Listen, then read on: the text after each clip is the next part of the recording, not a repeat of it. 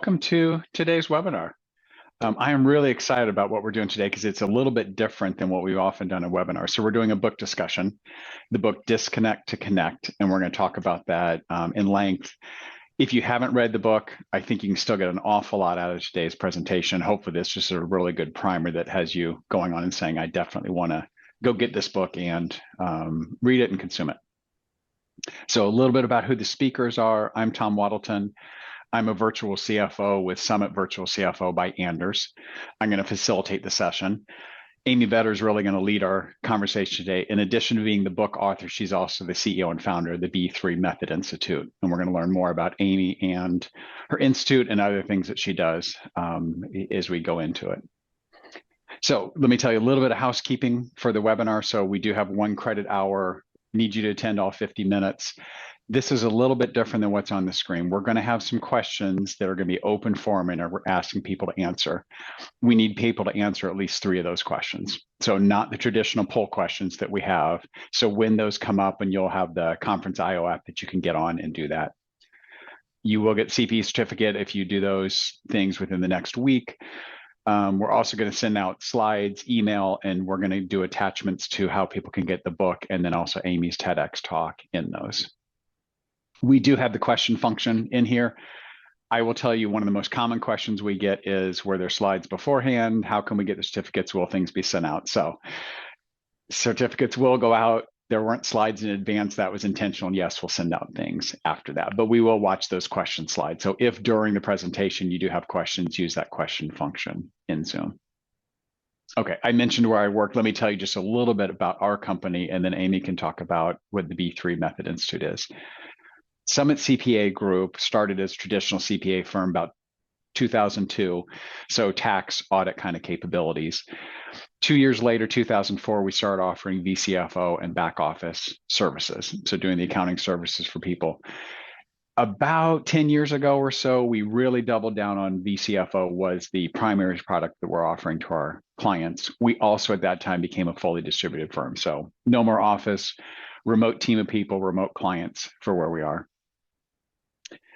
We've now joined Anders CPA and Advisors, and that happened last year. And so we're currently branded as Summit Virtual CFO by Anders. So really excited about the opportunities that we have for merging ourselves with another firm, and now we're a remote and hybrid firm. Amy, do you want to tell us a little bit about the B3 Method Institute? Nope. So happy to be with all of you today. The B3 Method Institute, if you haven't heard of us before, it stands for Business Plus Balance Equals Bliss.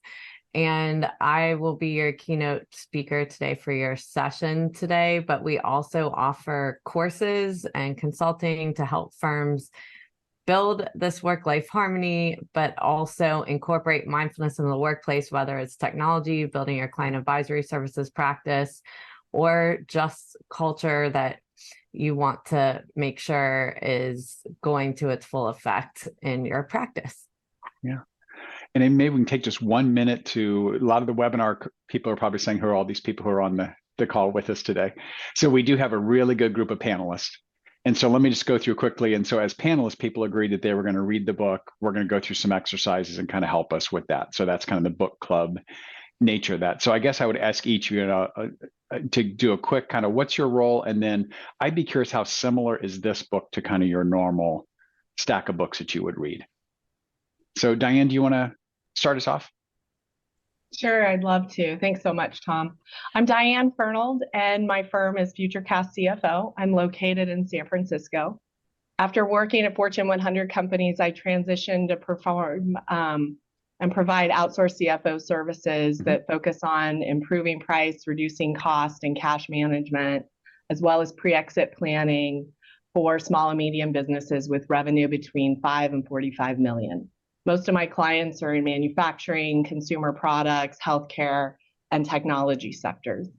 When I think about this book and I think about other books that I like to read, I definitely try and balance between, the different business books to continue my learning.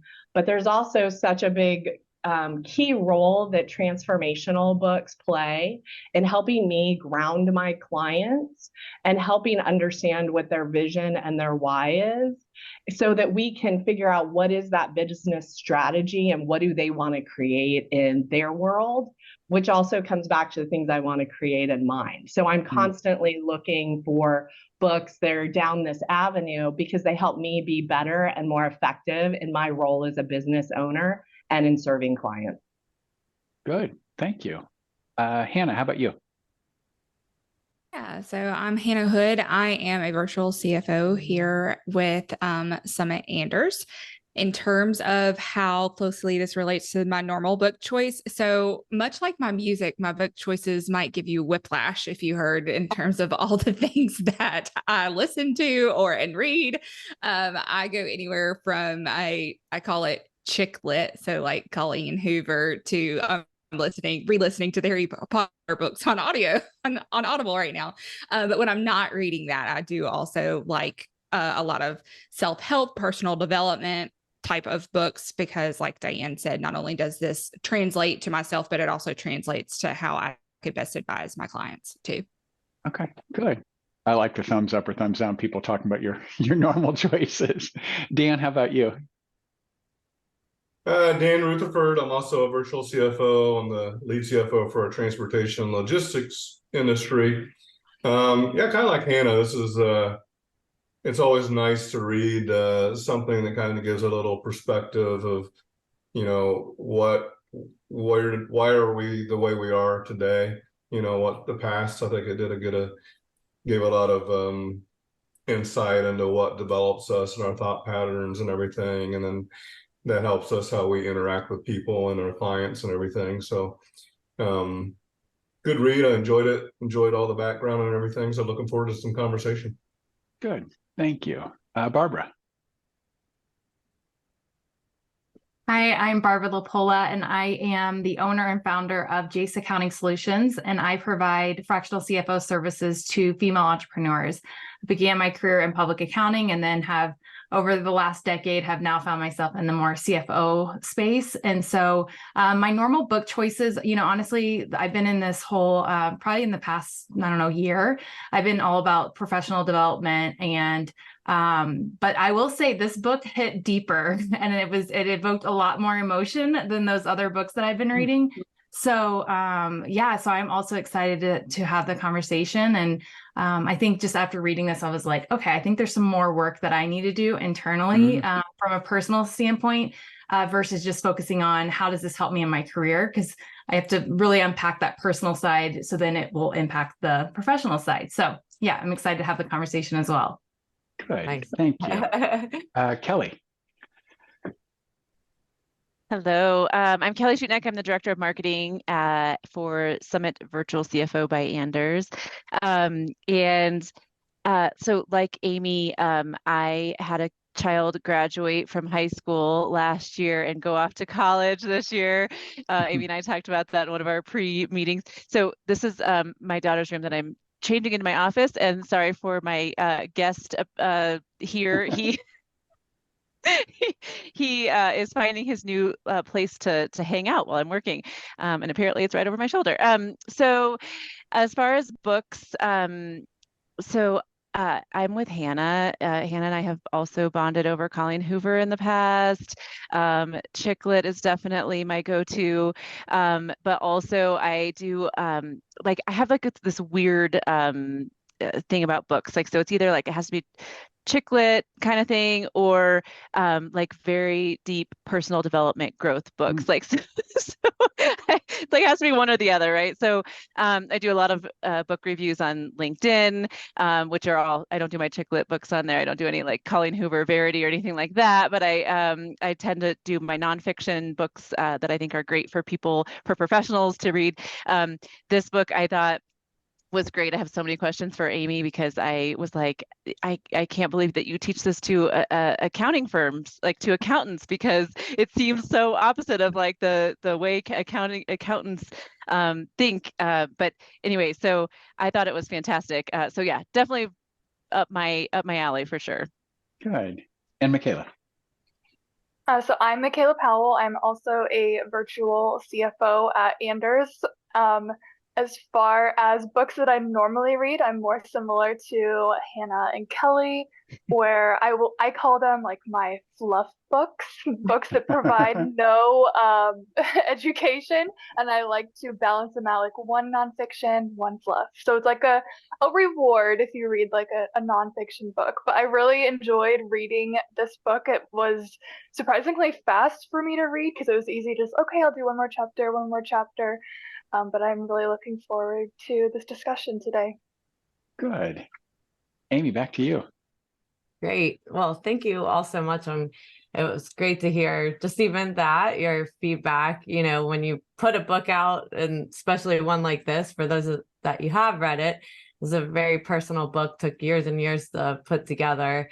And it's been really rewarding to see the work other people are doing and how open these conversations have been. And that's really where we begin in our talk today. So for those of you that haven't read the book, this is designed to kind of give you a little taste of the book and discussion around it. And it really starts around our backstories. And so a lot of what we're talking about here and what accountants can or can't talk about and all of these things is, comes from what we've been told generations after generations, and also what has driven us in our career that we don't even realize is sitting in there, that maybe we aren't taking the time. And the book is called Disconnect to Connect, to disconnect in order to connect with ourselves and really understand what's sitting there. And I start with our backstory. And the reason I do that is because when you hear my, bio, or maybe you've looked me up, we all put our best face forward. Everything that was said here, even by all the panelists, is, our job title and our accomplishments. And one of the things that I think was an observation over time in my career is that, everyone during the day is putting this mask up. And we are looking around to other people as what is acceptable, right? And sometimes we don't think on the inside that if people actually knew who we were, what we've gone through, that we'd be as accepted. And so if we actually advertise our backstories, which we aren't, but, we'd see a very different picture of people that we see every single day, of people that we encounter every single day, whether that be your clients, whether that be staff, your peers, people you work for. And it starts changing our perspective of one another. And so we can work with a really hard client. We can work with, someone inside of our firm that we're like, wow, this person's impossible, but we don't always understand how they got there and what might be holding them back. And so in my own story, briefly, and this is, it's all in the book, but in my own story, I had a family that from the outside looked very well-to-do. We lived in a middle-class neighborhood. My father coached all my soccer teams, so everything looked from the outside that it was okay. But I had two parents that were very emotionally hurt from years and years of their own abuse from their parents, whether it be emotional abuse or physical abuse. Everybody goes through their own stories, but started to pass down to myself, my brothers. I had two brothers. And one of the things that I came into awareness over time was, how long do you blame your backstory for your current behavior? And so there's a lot of things we repeat every single day. And when we repeat those, we might get feedback. We can see how people might be responding to us, but we have to decide whether we listen, whether we take that in, and we actually do the work on ourselves to look at what might be causing ourselves to behave in the way that we are, and when do we take 100% accountability for our own behaviors. And one of the times for me that really stood out for me, it was early in my speaking career. I was doing a lot of work for Intuit, where they were sending me, there used to be these 100 city tours for QuickBooks, and I was one of the speakers for that. And there was one weekend in particular where, there was a lot going on in my family. There's, within my family, there is a drug addict, and there's all of these things going on behind the scenes. And I, went to the event, got on stage, put myself on. And as I was talking, I was looking into the crowd and thinking, if they really knew what went on in my life, would they respect me the way that they do? And I had to snap myself out of it. And I think a lot of us have these things that go on, but we're always judging ourselves, right? We have these things, the self-talk that's happening that we don't even realize. And I knew that I deserved to be there. I'd worked hard to be there, but that was a whole nother side of my life that I didn't share with the world. And so there was, moments that I decided that I needed to make sure that I did not pass these behaviors down to another generation. And, because if my parents were saying, well, it's because of my, mom, for this, and my mom for this, and this is why I behave, and you don't know what I've gone through, and that sort of thing. Once I had my child at 32, and it was my youngest child, I just felt something was off. And at that time, I had two things that happened. One was that I got so sick from the pregnancy that I wasn't allowed to do my normal workouts. So I was told the only thing I could do was yoga. And as a type A personality, I did not like that news. And the second was that I really realized I needed to go to a therapist. And at the time, if you looked again at the outside, I was a new partner in a CPA firm. I was running what's now called CAS. It wasn't called that at the time, but I was running that practice, beautiful family, everything from the outside looks great. And I knew something was off inside of me. But one thing that was actually trapping me from moving forward was, again, a belief system that was in my family was people that were weak went to therapists. And so I had to overcome that to walk in the door. And through that, I really realized that, therapy and doing things, whether it's therapy, whether it's an executive coach, whether it's outside activities, these things are gifts to the people around us. That when we take care of ourselves, when we have a better understanding of ourselves, we're actually better for the people around us.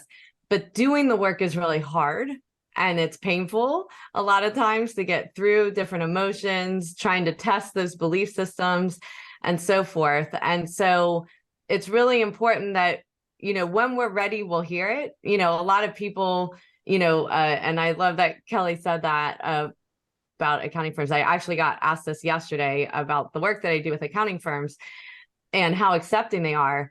And it's interesting because it's when the managing partner hears it.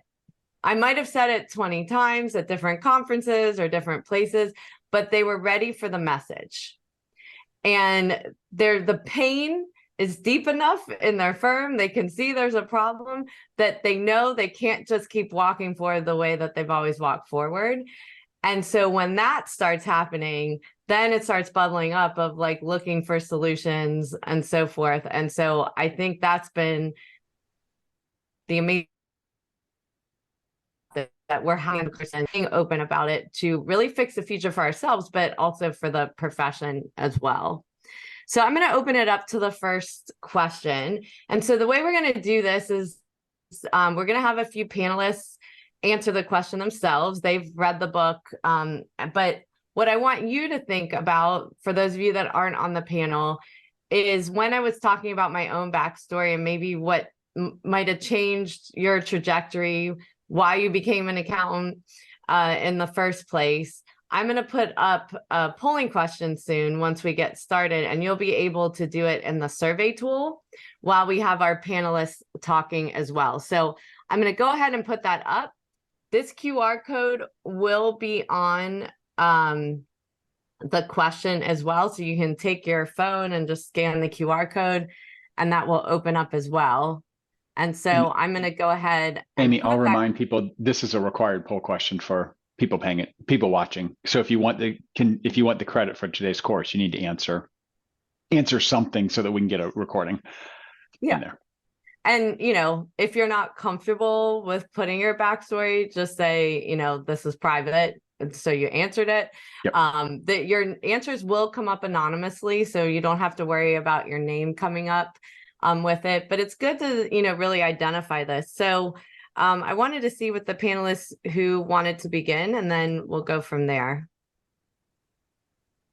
So I did want to share with you, Amy, so I'm actually glad that you asked this question. I lost my best friend earlier this year, and I have felt off since that happened, and I didn't know what it was, didn't know how to deal with that type of grief, because for me, that was the first time I'd ever dealt with something like that before.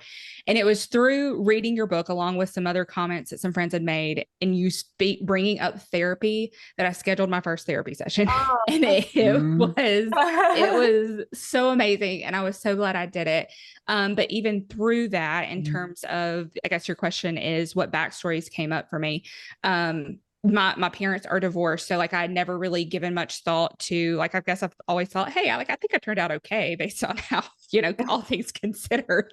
But I'd never given a ton of intentional thought to how that did affect my life story. So putting in the work is a lot really uncomfortable for me, because I think part of what I've learned is that I don't really love to sit in my emotions and feel the things. And doing this, it requires me to feel the things. But it has been well worth the work of determining what my story actually is and how my backstory played into where I am now.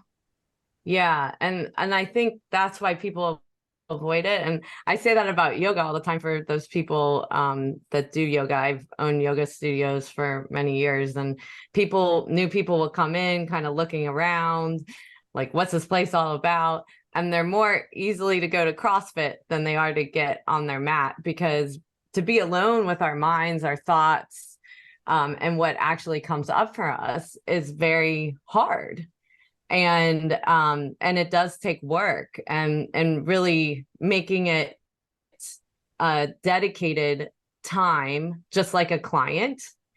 It's just that important for us to be working on however we decide to do that, so we can really unlock those things, because we don't even realize we're holding them in. Sometimes we've been carrying them for so long. So thank you for that. Who else would like to go? Hi, this is Diane. When I think about the backstories, for me, about 25 years ago, I had a health scare, and it really shook me to the core. And I started meditation practice then, and have really sought to grow and better understand myself and what drives me because of it, and got into a lot of the transformational work. And when I think about the backstory that comes up a lot for me, it goes back to my childhood and growing up, and in a family dynamic where my parents were always, well, why did you get the A-? Why not the A? So when I think about the things that trigger me and drive me, it kind of comes into things like fear and perfectionism and all of those things. So building awareness around that helps me make sure that I stay connected and grounded myself, and also with my clients when I serve them, and have compassion around understanding that they're bringing their backstories into the conversation as well. Yeah. And I love that, because I think so many times we can see someone behaving in a way that we can initially take offense or get defensive. And when we start doing this work ourselves, we start realizing there's something else going on for this person right now. This is probably not about me. And when we can start seeing people as human in that, and realizing we have, being very open, like you said, about your own perfectionism, that drives you, it helps us to nurture the people around us as well. thank you for that. Anyone else want to answer this question? I'll go. So this is Barbara, and it's funny because I actually have always been open to therapy. I went to therapy as a child. My parents are divorced. And so through that, I was like thrown into it without, against my will, if you will. But then as a 20-year-old, 20-something, early 20s, I willingly went to therapy. And so I thought I had dealt with a lot of all the issues, my childhood traumas, but I think I did from how does this impact my interpersonal relationships and not how I am as a career woman. So that's what this book brought up for me, was like, wait, hold on, there's actually more. And I need to go back to therapy to kind of figure out how do I get over this or understand my triggers more and really dive into that and say, how does this impact me as Barbara, the CPA? So it was great. But now I love awareness. Yeah, because we have so many spikes, around us of who we are in different aspects of our life, and really trying to understand what drives us and what our purpose is and everything we do, the value we want to create in our careers, the value we want to create with our families is also important. And I appreciate a lot of these answers that are up on the screen too, where we see these lessons that we've learned younger, or incidents of parents dying, or even currently when we don't have a support system that helps us, that we get really good at supporting ourselves and understanding that, what we're going to take in and what we're not going to take in as well. Because the problem is, if we feed in everybody's messages and we start believing that's who we are, then we actually can start believing that about ourselves, instead of realizing, we're more than that, and being okay with that, and how we give ourselves, one of the things that I always say that I'm fortunate in my job is that I have an audience and they clap for me when I'm done. But at the end of your day as an accountant, no one's clapping for you, So it's what are you going to do for yourself to give yourself that celebration that you are fulfilling that your overall purpose, not just the work itself, right? So that really drives into our internal stories, and our internal stories really create a lot of the habits that we have. And a lot of times I see this myself. I see this with people that have worked for me over the years. It's Groundhog Day, that we get the same kind of feedback, whether it's at work, from our family, our friends, we hear it over and over again. But it is like what I said in the beginning. It's like when we decide we're going to actually hear it, and take it in, versus block what people might be saying. And so when we block, we might resist change because we just can't do it. We can't handle it. And there might be a reason that we're deciding to not handle it. And one of the things for me that changed my career a lot was when I grew up, I played violin and viola. I was musical. I was in art and painting. But my mom also owned a business, and from the time I was 12, I was getting off the bus, working in her office every day. And I loved the business side too. She would take me to networking events as well. And I couldn't decide, which way I was going to go. And to preface that, my grandfather had been a CPA. So he was a CPA in the 1930s and all the way till he died in the 70s. And so he was an immigrant in the United States, and one of, very early on in the profession. And so everything I had heard about being a CPA was that it was this, secure career. It changed our family for future generations. They were living in a poor immigrant neighborhood till he became a CPA and was able to support people. Well, when I was 16, my mom lost her business for a number of reasons. And when that happened, we lost our house. We lost everything inside of our house. My brother and I started working 3 jobs. Our life changed very fast. And so in my head, I was like, I'm going to be a CPA. Forget music. I'm putting that aside because that's not going to give me a safe and secure career. And so it wasn't until this point when I was 32 that I was starting to question some of my belief systems. And I did a lot of that through therapy as well. But the day I became partner, that was the day that I kind of got shook up. We all have these moments where things happen in our life and we get shaken up a little bit. And the managing partner came in to congratulate me that I had made partner. And when he did, he said, I'm so glad to know who I'm going to retire with one day. And when he said that, I stopped in my tracks because I was 32. And I was like, oh my gosh, this is it. This is all I'm working. And I've been like driving myself to make this title of partner, you know, so I didn't really think about much more than that at the time. And it wasn't until I went to therapy that I realized that I was doing this to make my mom happy. And every single day I had to start over. So whatever I accomplished, the next day was like starting at zero to make her happy again. Like, you know, it was just never enough. Even when I became partner, one of the things that happened was she was telling me that my grandfather had a bigger firm than I was in. And so I believed like I was never getting to this spot, you know, that was in her head. And when later on, I wrote another book for CAS practices and building a CAS practice, and I call it Becoming a Cherished Advisor. Well, I did research on my grandfather because I didn't understand why accounting was not the way I had heard about it. Because, you know, he was like getting fur coats for my mom. It was like bartering, you know, it was immigrants, you know, just trying to get better. But when you look at history and all of the regulation that came in once you get to the 1950s and further, it started separating accountants from their clients, you know, of where we really started.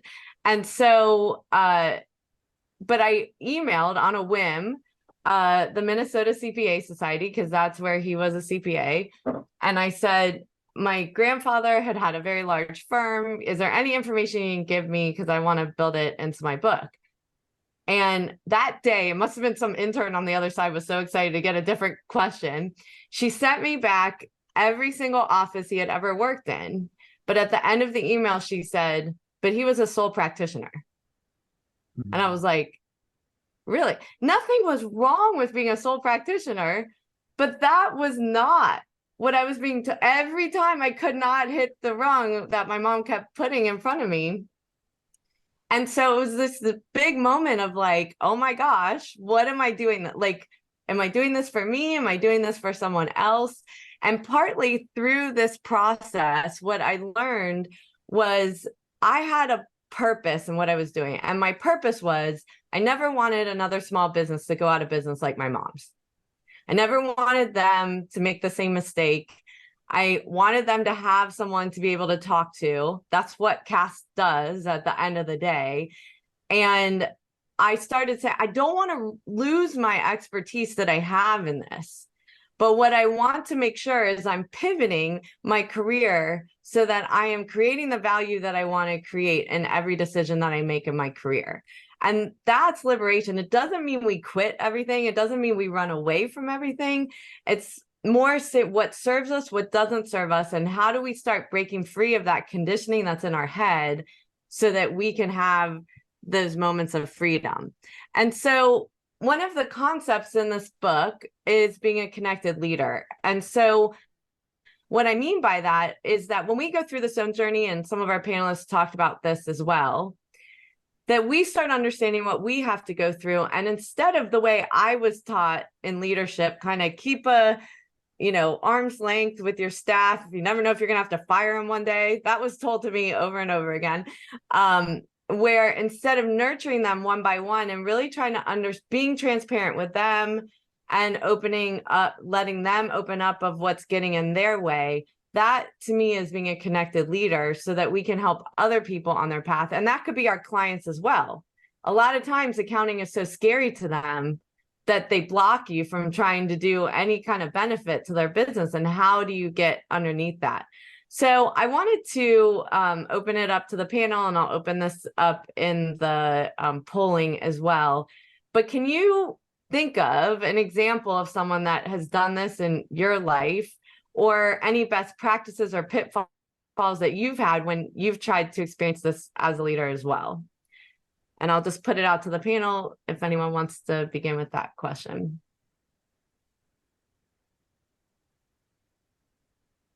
And Amy, people should be answering on the conference IO again for this, right? Yep. I can give you an example. So I think within our company, we're very open to new ideas. An example I can think of is as we do like our onboarding of new clients, that changes constantly. It's people coming and saying, here's what's not really working, let's try this, and we're open to it. One of the behaviors I've seen has been from Adam, who's one of our 2 owners. And I've heard Adam a number of times when he hears an idea, and we've grown a lot. So a lot of people have come in and don't know history. But what I've heard him say is, hey, we've tried that before, and here's what we found that made us not do it. But if you think it'll work, let's go ahead and do it. And I found that to be a great response, where I've heard that we've tried that before, usually as a shutdown of an idea. But that sort of thought of, hey, we tried, just that idea was really good. And so in some cases, people said, okay, it didn't work. And others are like, I think things are different now, and I still think we should go forward and do this. I love that. Yeah, things change so much over time. And it's one of those things that there's nothing more soul crushing that when someone says, we've already tried that before, right, where maybe there's another way, and being open to that exploration, putting guardrails around it, but seeing what someone else might find in that experience, I think is so important. Yeah, thanks for sharing that. Who else on the panel has an example or where you've tried it yourself?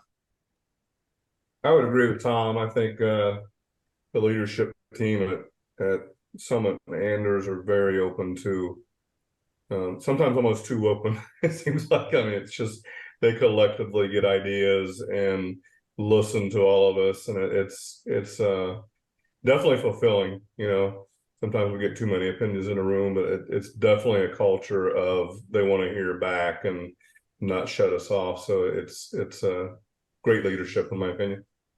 Yeah, I think it's important to think about that too, because when we talked about what pitfalls can you run into, to your point, you know, there's a lot of opinions in the room, but how do you facilitate that kind of discussion to be actionable? And one thing about a lot of opinions is that we also have to come back and respond to those opinions, take them in. This is a mindfulness practice of that we're not necessarily going to do everything everyone said, right? But one difference with being a connected leader is that we are coming back to the group and saying, we heard all of these opinions or ideas, and these are the ones that we're going to action and why. And these are other ones we're either going to table it or not action and why. I think when we don't do that part and respond back, then people feel like, oh, well, they're asking, but they don't really care, or they don't really do anything about the ideas that come their way. And we're not creating a transparent environment. And accounting profession traditionally hasn't been very transparent of what happens in the partner room. And for those of you that are partners, you know, like, it's not that great.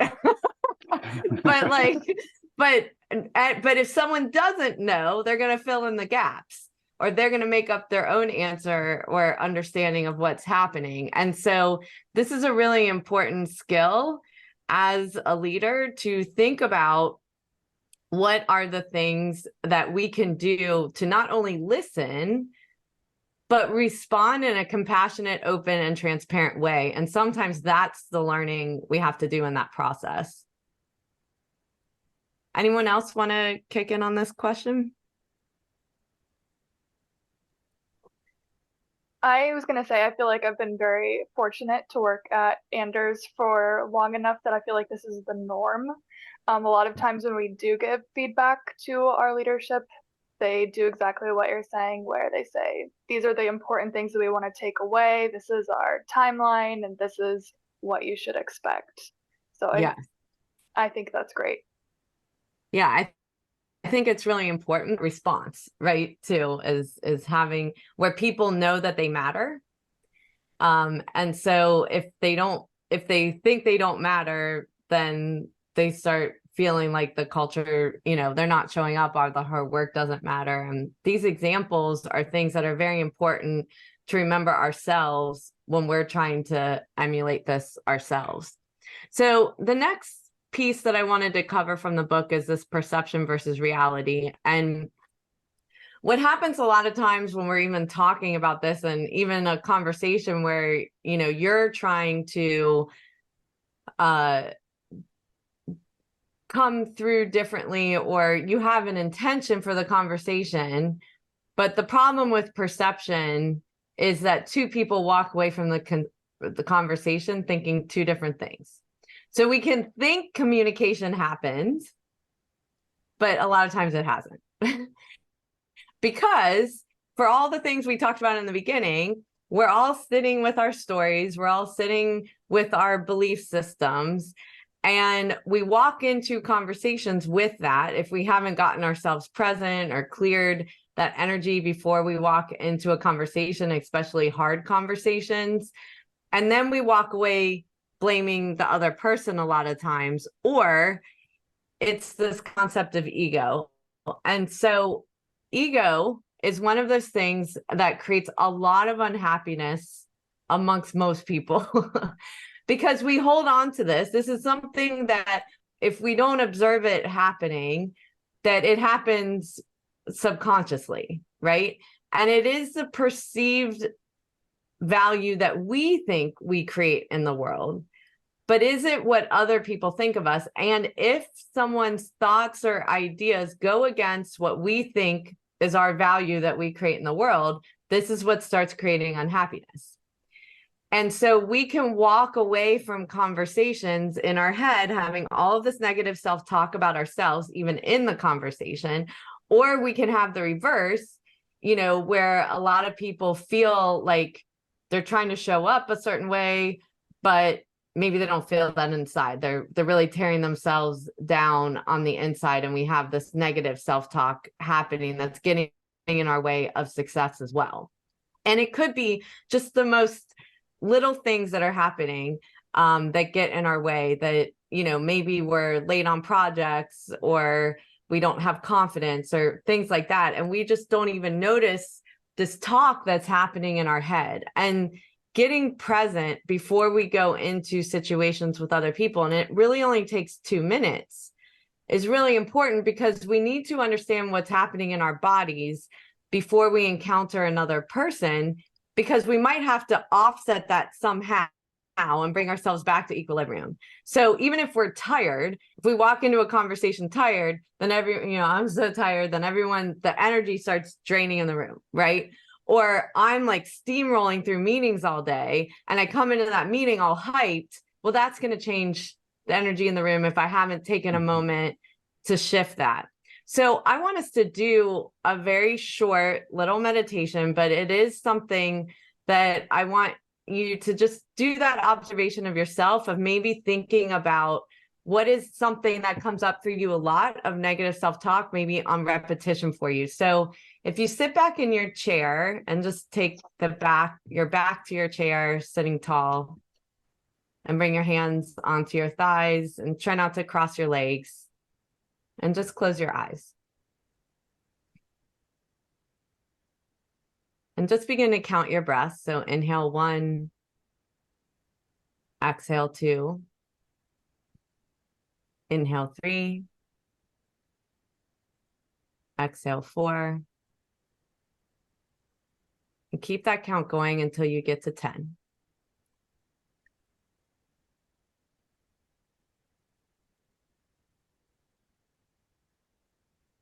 So if you had a negative thought that has been on repeat in your mind that you've noticed, might come up when you encounter a teammate, a client, someone you work for, I want you to just center on that thought. And just take a moment now and ask yourself, is that thought true? Yes or no?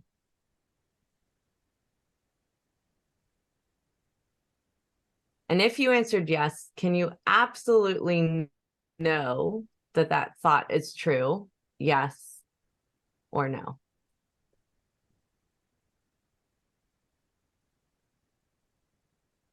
And when you think of yourself in a situation and that thought comes up for you, maybe it's with a coworker, a client, a friend, family member, how do you react?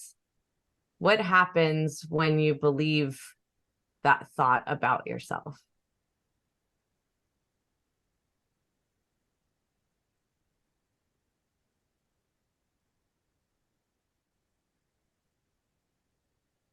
So if you decided to just not have that thought and decide that that thought is not true, who would you be without that thought?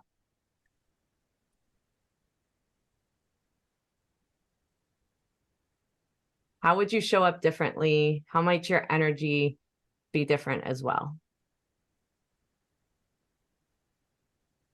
And if you open your eyes and just come back into the space together, I've got the survey slide up so you all can answer.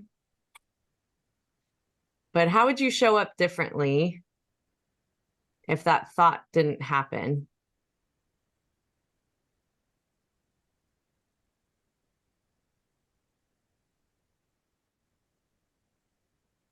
So far, I have more grace. Any of the panelists that want to comment, feel free to. More calm and relaxed, more measured, more self-confident, more confident.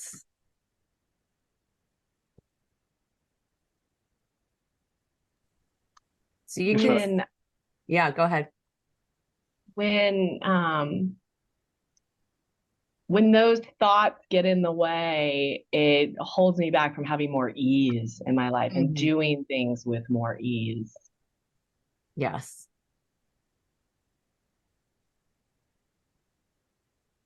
Yeah, and it's a simple thing that you can do in your day. Just taking this moment, we didn't take more than 2 minutes to do this. But where we can just observe what's happening in our bodies and then ask ourselves, does this serve us? Is it true? Is it not true? Is it something we can release? And how different would we show up to a meeting or even doing our own work if we didn't have that negative self-talk happening in our heads? And to me, that's just a really important part of this journey, that we are thinking about, you know, how we can show up differently for ourselves, but also for the people around us. So I wanted to open it up to the panelists too. Any questions that you had on the book? I know some of you said you brought some questions today, and feel free if you're a participant and you've read the book, or any of the things that we've talked about. If you've got questions, feel free to put it in the chat.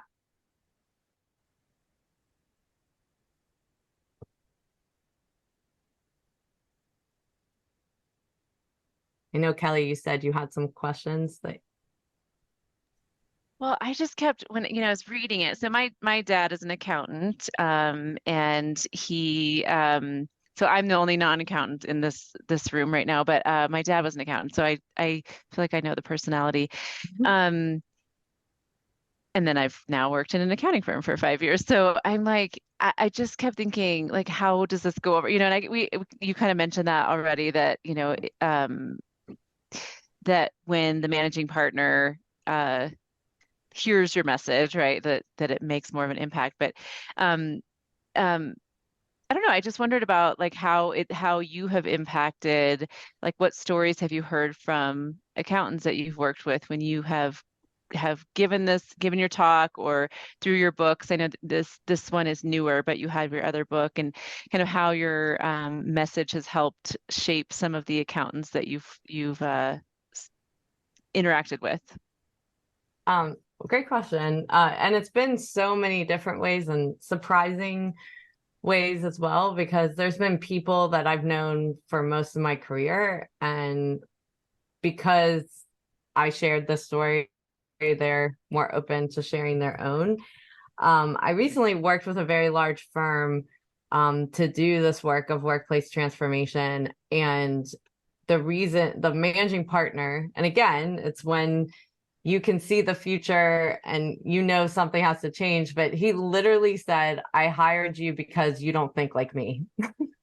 And if I keep pushing in the same way that I've been doing, we're not going to be ready for the future. And I need someone to push against my, and that's definitely an important thing, that he was aware enough to know he needed to go on the journey, but not to hire someone just like him. Right. And so that's been interesting. I've also had people talk about just their leadership style. And by reading this, they realized, I need to do something about this. Like, I am too hard on people, and I know where it comes from. It's the way my parents expected me to be. One of the big belief systems I hear in the accounting profession when we talk about, I say it and everyone's like, like 40-hour work weeks guaranteed. The answer will be, this is the accounting profession. That's not possible, which is not a truth. It's a belief system, right? And so in order to do the work to create a culture where you can have schedules that are not required overtime, it takes full-fledged work, and it's whether someone wants to do the work or not. But I think what's most important is, I actually just did this with college students a week ago. And you forget, like, when you're in college, you're just like going toward this job that you decided you're going to go after, right? And they start interning and co-oping, and they're like, this is not what I'm not like, now they're scared because they're about to graduate, right? And I was getting all these questions, and I was talking about purpose and value that we want to create in the world, and that we can still do what we love. But if we're really into the environment, we can do ESG.